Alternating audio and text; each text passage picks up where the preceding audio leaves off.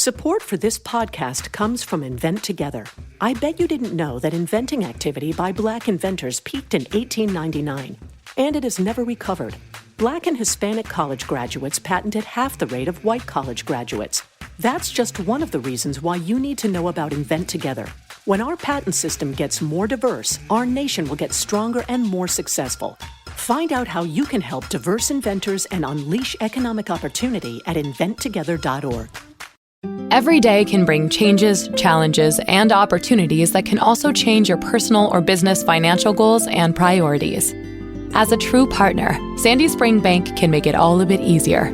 Someone who really listens, understands, and then creates solutions in hard times and good times.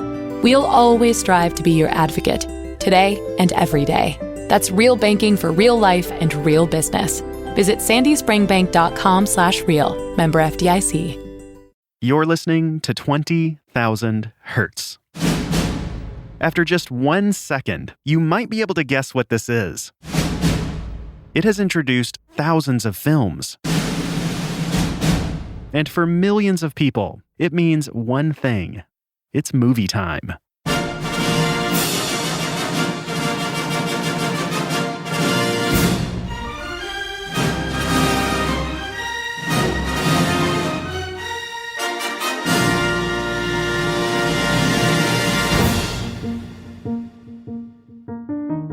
It's so exciting because movies were such a part of our lives growing up. That's David Newman, a Hollywood composer and conductor. David has written scores for movies like Matilda, Ice Age, The Sandlot, Dr. Dolittle, Jingle All the Way, Bill and Ted's Excellent Adventure, and tons more. But David's not the only composer in his family. Everyone in Hollywood knows the Newman name. His cousin is Randy Newman, the composer behind the music of the Toy Story movies, Cars, James and the Giant Peach, and so many more. David's brother Thomas composed the scores for Finding Nemo, The Green Mile, The Shawshank Redemption, Skyfall, and we haven't even gotten to Emil Newman, Lionel Newman, or Maria Newman. Altogether, the Newman family has won 12 Oscars and been nominated for another 93, more than twice as many as any other family. My mom was the one that made us train. We all played violin from like age 7 and piano, and we had a lot of theory and counterpoint when we were 12 and 13. So it just didn't seem all that abnormal, our family. That's because their father was also a legendary film composer. His name was Alfred Newman. Alfred composed the scores to over 200 classic movies, including The Hunchback of Notre Dame, The Mark of Zorro, and The Grapes of Wrath. On top of that, Alfred was the one who actually wrote the 20th Century Fox fanfare. To tell that story, we need to go back more than 100 years, to the earliest days of Hollywood. The first movie shot in Hollywood was The Count of Monte Cristo in 1908. A decade later, more than 20 studios had opened in Los Angeles, or relocated there from the East Coast. One of these studios was Fox Film. Fox Films was founded in 1915 in New York by a Hungarian immigrant, William Fox. That's Aubrey Solomon. Aubrey's a film historian who has written several books on 20th Century Fox. When production began moving to Los Angeles for the benefit of better weather, Fox bought an existing studio facility and quickly added outdoor stages to it. At that time, most of the stages were outdoor. They were called glass stages because the sunlight was used for lighting. They didn't have enough artificial lighting at the time. But sunshine wasn't the only thing drawing these studios to LA. They also moved out there to get away from the companies that controlled film production. At this time, all motion picture production was controlled by a monopoly called the Motion Picture Patents Company, which owned all exclusive rights to cameras, films, and processing laboratories. The MPPC was also called the Edison Trust, since Thomas Edison owned many of the patents for film technology. This combine of companies was super restrictive. For instance, they set the maximum length for a movie at 2 reels, which at the time was just 20 minutes total. They didn't think audiences could enjoy anything longer than that. They also wouldn't let actors be identified, since they knew that actors who became popular would end up costing more. Eventually, a few filmmakers decided to fight back. William Fox, along with Carl Laemmle, who was founder of Universal Pictures, sued the Combine and won the right for any producer to make his own films. Once they were finally free from the vice grip of the MPPC, Fox Films started cranking out movies. Fox quickly ramped up production to over 50 films a year, many of them very successful, and many others now long forgotten.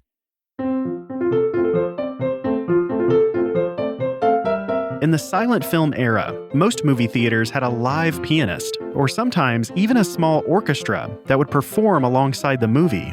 Later, in 1926, movies got sound. The first movie with a pre-recorded, synchronized soundtrack was called Don Juan.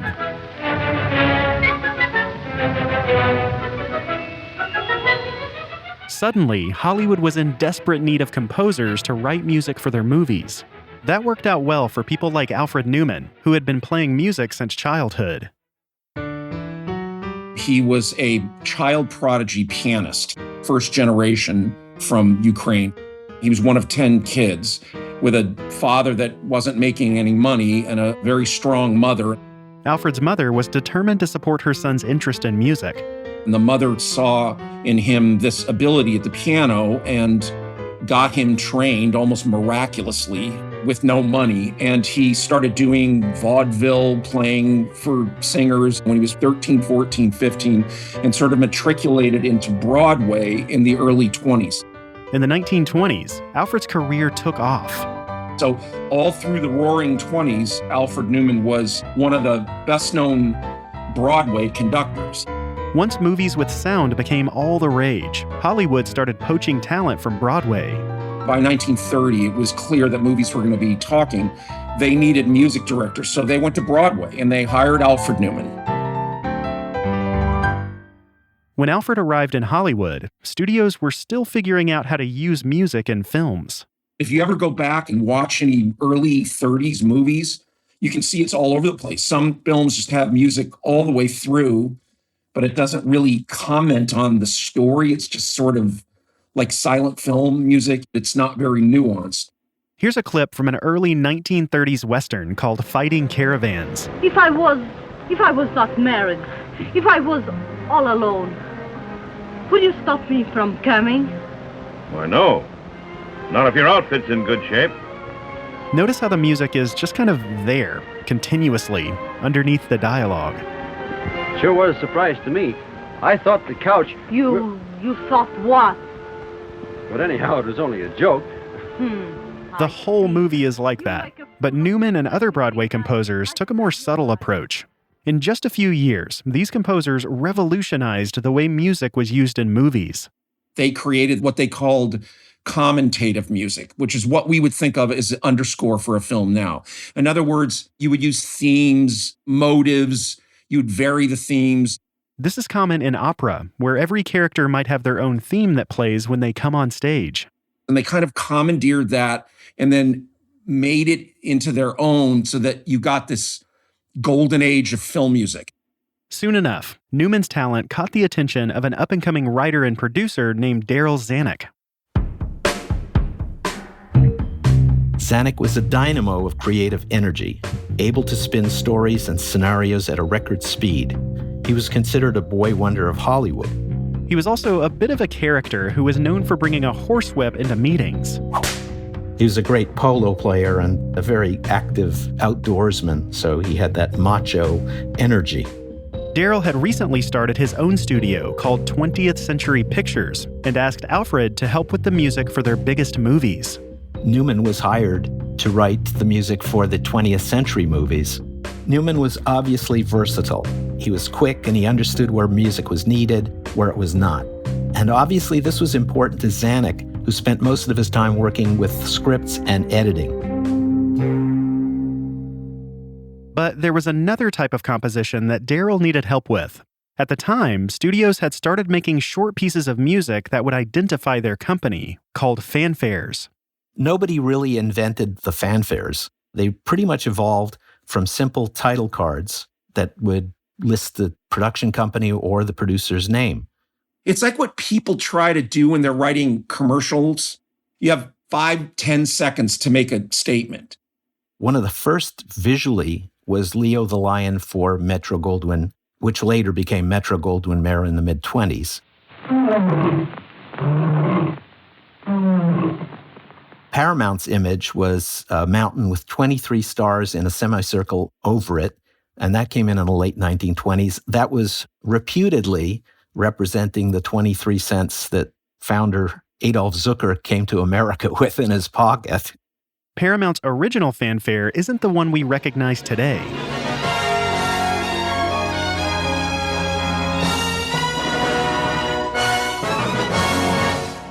Here's what it sounded like back then.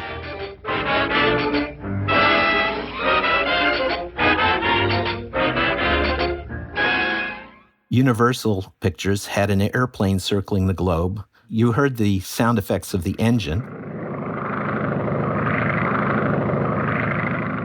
And Fox Film also had its own fanfare.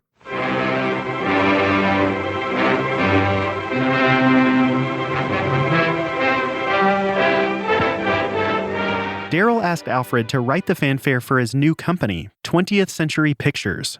The piece Alfred came up with will immediately sound familiar, but it doesn't have the same ending we're used to. He starts with this big percussion thing. And then there's just this phrase that you could imagine Roman legions going to war.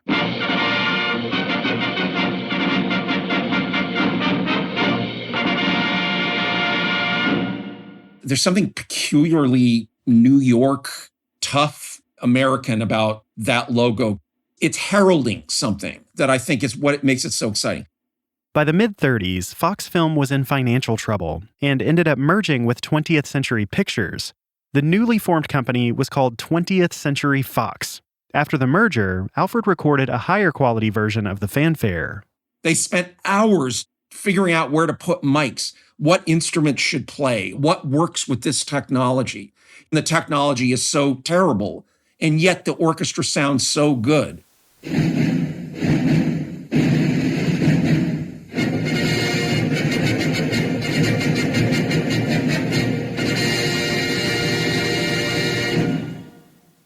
You have to work at that to get players to do that, so that at every note that they play, they know where they're going with it. They're not just playing notes, they're playing phrases. I think it became an iconic theme probably in the 30s and 40s when everybody was going to see newly released 20th Century Fox movies. And it was an audience grabber. I mean, it got you into the movie. It sort of announced that whatever was going to follow was going to be the greatest movie ever, which was really Darryl Zanuck's thesis. He always believed that whatever he was doing was the greatest. And, you know, it may not have been, but going into a movie, he believed in it, and he threw all his energy into it, and the music reflects that. This was the golden age of Hollywood. In the early 40s, 60% of Americans went to see a movie at least once a week. But over the next decade, that number went down fast. By the early 50s, it had dropped to less than 30%. The culprit was television.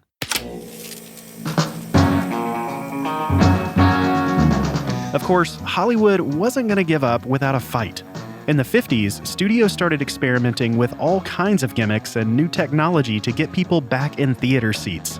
At the same time, Alfred added a whole new ending to his fanfare and created the version we recognize today. Eventually, one movie cemented this fanfare's place in film history forever. That's coming up after the break.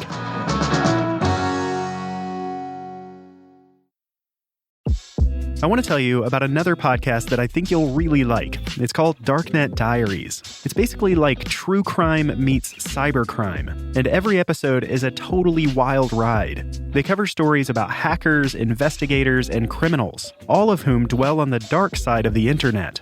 And as you might imagine, there are some really interesting things that happen in cyberspace. Like the time North Korea robbed a bank for $1 billion. That's episode 72. Or the time when the NSA hacked into ISIS and tried to destroy their computers remotely. That's episode 50. In another episode, the host interviews a criminal who stole credit card data and then threw a big party with the money. That's episode 85. These stories are already fascinating, but being able to hear them from the hacker's perspective takes them to a whole other level. Subscribe to Darknet Diaries right here in your podcast player or by visiting darknetdiaries.com. This episode is brought to you by HP Instant Ink. No one is reading your mind, but HP Instant Ink knows when your printer is running low and sends you new cartridges, so you never have to think about ink. Save up to 50%. You'll pay less than $5 a month for ink and never run out again. Find out if your printer is eligible and enroll today at hpinstantink.com. Conditions apply. For details, visit hp.com/instantink Spotify.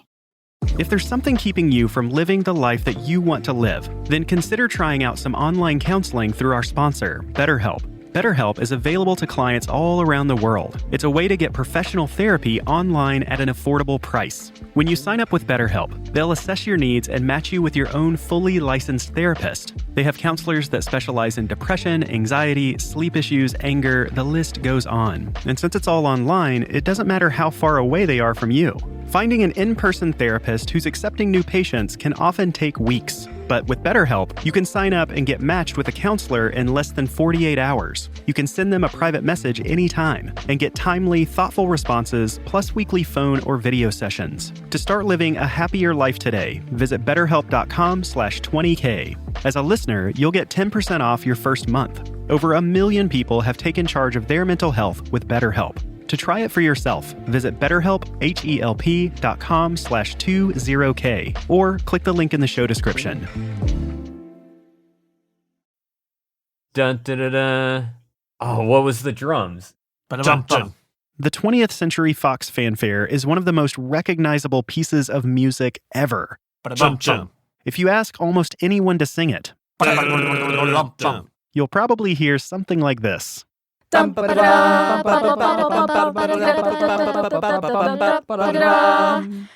oh wait, no, it keeps going.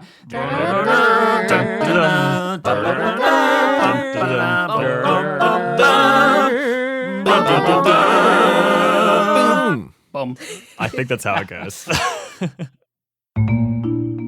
Alfred Newman wrote that piece in the early 30s. This fanfare was heard by millions of people as 20th Century Fox released hit movie after hit movie. But by the late 50s, the golden age of Hollywood was coming to an end. Most Americans had a TV in their home, and people were going out to the movies less and less. In response, Hollywood came up with all kinds of gimmicks to get people's attention. Some of these worked better than others. On the one hand, 3D movies were a minor success. The Maze is the first picture in 3 dimension that delves into the weird and terrifying world of the supernatural. On the other hand, you had smell-o-vision, where scents were sprayed into the theater along with the movie. That idea only made it into one movie, called Scent of Mystery. The film used 30 different smells, including shoe polish, peppermint, brandy, and pipe tobacco.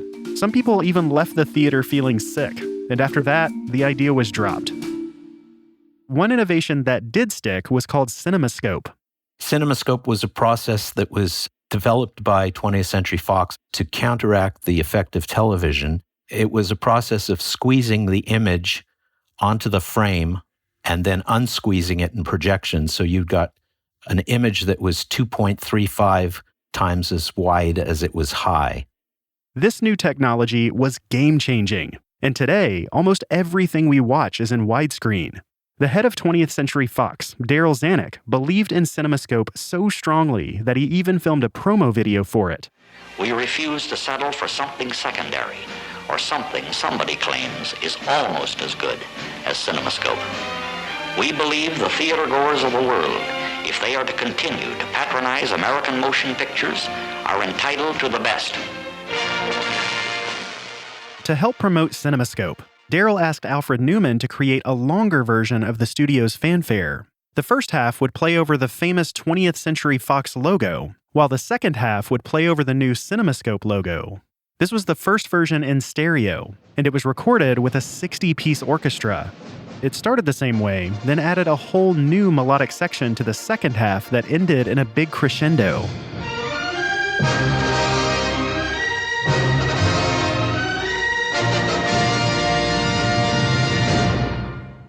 Finally, the entire melody was complete, and it was all thanks to widescreen.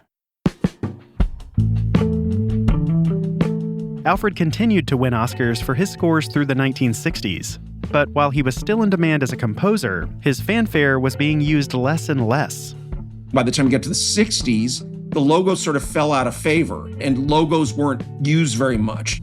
There was a new generation of directors, people like Francis Ford Coppola, Martin Scorsese, and Stanley Kubrick. And these directors didn't always want a big, loud drum roll at the start of their movies. Think of the early 70s and The Godfather and Easy Rider and Bonnie and Clyde. It all really changed. In some movies, you still see the 20th Century Fox logo, but without any music. Depending on the film, the logo visual was used without any soundtrack. It had definitely lost some of its cachet. But as luck would have it, one of these new directors ended up saving the 20th Century Fox theme. His name was George Lucas, and his movie was called Star Wars. When John Williams did Star Wars, released 1977, he used the logo as not just a fanfare, but as a call to the movie itself. So the fanfare is in the key of B flat.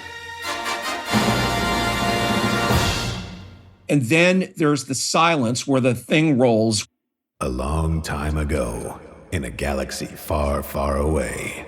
And then bang, that chord comes in. It's the same chord as the first chord of the logo after the drum beat.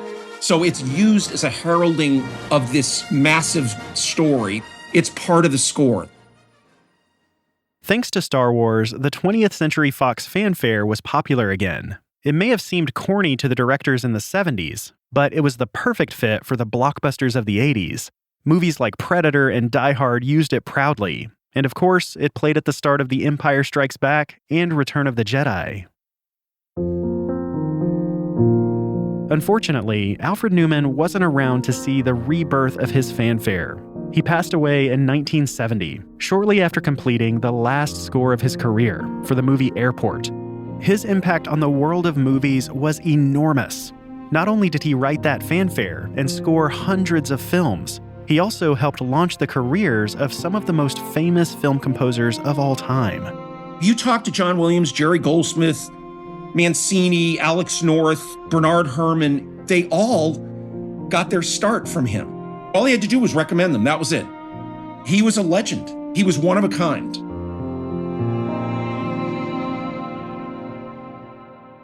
Alfred may have been gone, but his fanfare was still being heard in theaters around the world. The version he recorded in 1954 was used up until the 1980s, when it was updated by his brother. Alfred Newman's brother Lionel re-recorded it in 1982. Then Bruce Broughton in 1994 with a 90-piece orchestra.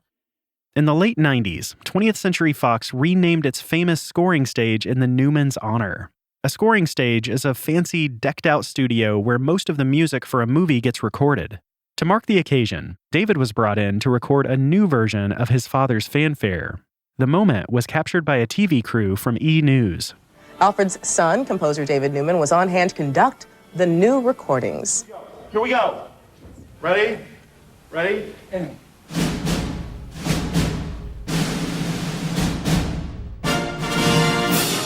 For David, the experience was an honor, but it was also intimidating. I always find it frustrating whenever I try to do anything of Alfred Newman. I just can't get up to that level. So I'm not super pleased with that recording, to be quite honest. David doesn't really enjoy conducting any of his dad's music. The bar is just too high. It's so excellent, the way that it was recorded and the way it sounded and the way he trained the orchestra. It's just almost impossible to do it now. Sadly, between the rise of streaming and big changes to the company, the 20th Century fanfare might be on its way out. These days, most of us spend a lot more time watching TV than we do at the movie theater.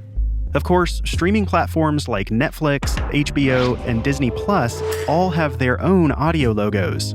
But these are much shorter than movie fanfares, which makes sense. I mean, does anyone really want to hear the entire 20th century theme 8 times during a binge watch of The Mandalorian? I get it for a TV show that 10 episodes, the same music, okay? I mean, I get that. In fact, you won't hear the 20th Century Fox fanfare in any of the new Star Wars movies. In 2012, Disney bought Lucasfilm, the company behind Star Wars. When Star Wars The Force Awakens came out a few years later, it was the first Star Wars movie that didn't begin with the fanfare. The new Star Wars films actually are not Fox Pictures anyways, they're Disney films. So there's no reason to have the Fox logo on them. 5 years later, Disney bought 20th Century Fox and renamed it 20th Century Studios. In the handful of movies they've released under that name, they've kept the fanfare in place. But of course, Disney also owns Marvel, Pixar, and a bunch of other companies that all have their own sonic branding. Between all of them, it's hard to say how often we'll hear the 20th century theme in the future. These days, more and more movies are being released on streaming and in theaters at the same time. Given the option, how many people will choose the theater over their own living room? It's always hard to predict the future, but in David's opinion, the writing is on the wall for movie theaters. To him, that feels like a huge loss. I feel terrible about it. I think it'll get figured out, but I don't think it's going to be going to movies and movie theaters, which I just think is a shame. As I said, I grew up on it. For a lot of us, going to the movies and hearing that iconic fanfare was such an important part of our lives. It meant you were about to laugh or cry or be amazed by what you saw on screen. It also meant you were about to share that experience with everyone around you. I remember waiting in line for Star Wars for 3 hours. And when that logo came on, I mean, I'll never forget that as long as I live. It's got a lot of personal feelings that go with it, a lot of history, all the movies that I've seen with my friends and my family and the now dear departed who sat with me through these movies. It's an emotional thing. I can't explain it.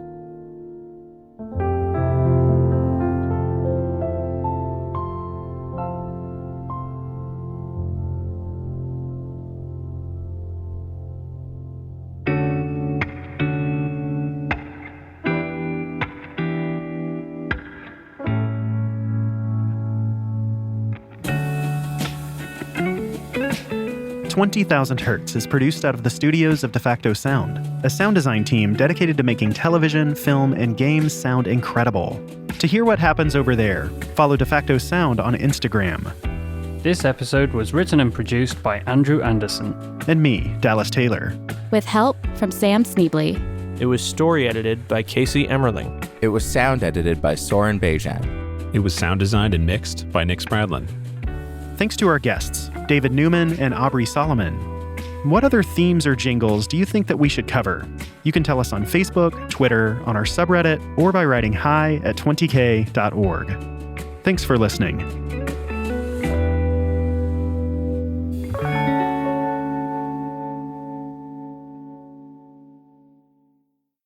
Before we go, I want to tell you about a podcast that movie fans will love. You Must Remember This is the top podcast about the history of Hollywood, and they just finished a season called Gossip Girls. It's all about the two most famous Hollywood gossip columnists of the 20th century, Luella Parsons and Hedda Hopper. Parsons and Hopper were single moms and self-made women who became rich and famous, deciding when to protect the secrets of the stars and when to reveal them. But as much power as they both gained, they were also cogs in a totally corrupt system, where studios, newspapers, and the government work together to make a few people a lot of money. Gossip Girls traces the history of gossip all the way from the 1910s up to the present. It explains how celebrity gossip moved from radio to TV to TMZ and Instagram.